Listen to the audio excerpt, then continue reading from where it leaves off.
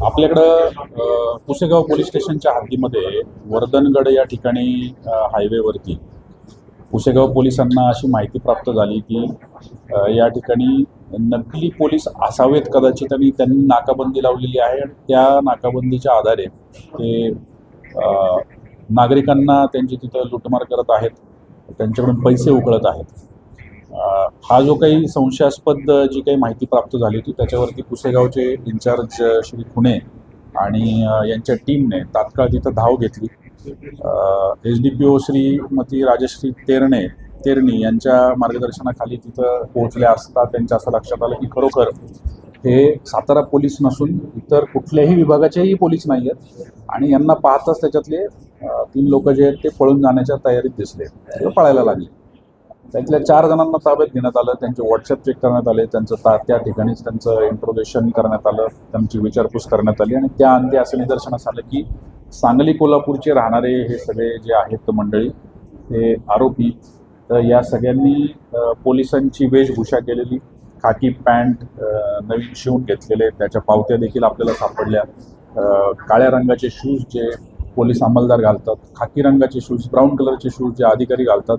प्रत्येकाने आपापला रोल जो आहे तो रोल डिफाईंड ठेवलेला होता आणि हे सगळं असताना सांगली पोलीसची कॅप एक ती त्यांनी वापरात घेतली होती जेणेकरून पोलीस असावं असं खात्रीशीररित्या लोकांना वाटावं.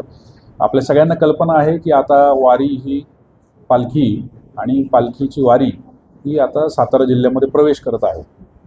अशावेळी या सगळ्या भागामध्ये नवीन लोक जे दर्शनासाठी जात आहेत, नवीन वाहनं जी दर्शनासाठी जात आहेत, त्याच्यामध्ये वारकरी आहेत, भाविक आहेत, या सगळ्यांच्या गाड्या या ठिकाणावरून जात असताना त्यांना अडवून, कारण जुनी जी लोक असतात जी स्थानिक आहेत यांना कल्पना असते कोण पोलीस असतात, कुठे नाकाबंदी असते, कधी असते, तर याची कल्पना असते, ओळखत असतात एकमेकांना. तर आता नवीन वर्दळ वाढल्यामुळं त्यांना टार्गेट करून त्यांच्याकडून पैसे उकळण्याचं हा प्रकार ही सगळी जी आरोपी मंडळी आहेत ही सगळी त्या ठिकाणी करत होती.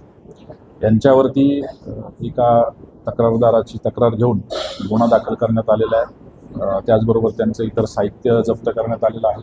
2 वाहनं सुद्धा जप्त करण्यात आलेली आहेत आणि यांनी अजून कुठे कुठे असा प्रकार केला आहे याच्याबद्दलची अधिक माहिती घेत आहोत. सखोल चौकशी आणि तपास याच्यामध्ये चालू आहे.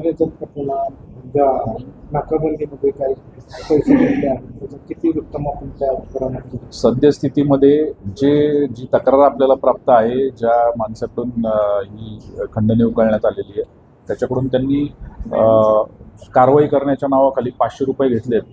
परंतु यामध्ये अधिक सखोल तपासाअंती आपण खात्रीशीररित्या सांगू शकतो की असे किती लोकांची लुटमार आणि फसवणूक आणि खंडणी उकळण्याचा प्रकार या लोकांनी केला आहे हे आपल्याला चौकशी अंती कळेल. आता वारीच्या जे सुरू आहे त्यामध्ये आणखी असे काही सक्रिय असू शकते.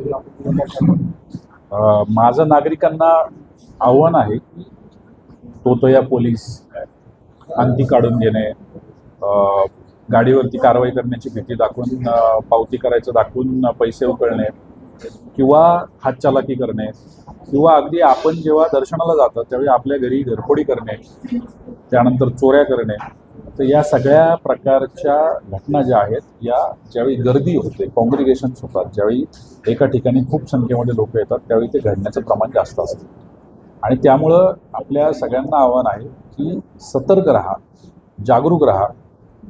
जे लोक गावात आहेत त्यांनी गावातल्या आपल्या इतर गावकऱ्यांच्या घरांची अधूनमधून का होईना चाचपणी करा. गावात नवीन कोण व्यक्ती दिसतोय, टू व्हीलरवरती कोण फिरतायत किंवा संशयास्पद लोक कोणी आहेत का, तर याची सुद्धा खात्री करा. गावातल्या पोलीस पाटलांनी या सगळ्यांना विश्वासात घ्या आणि कमीत कमी अशा घटना कशा घडतील याकडं आपण सगळ्यांनी एकत्रित प्रयत्न करून निश्चित लक्ष द्या.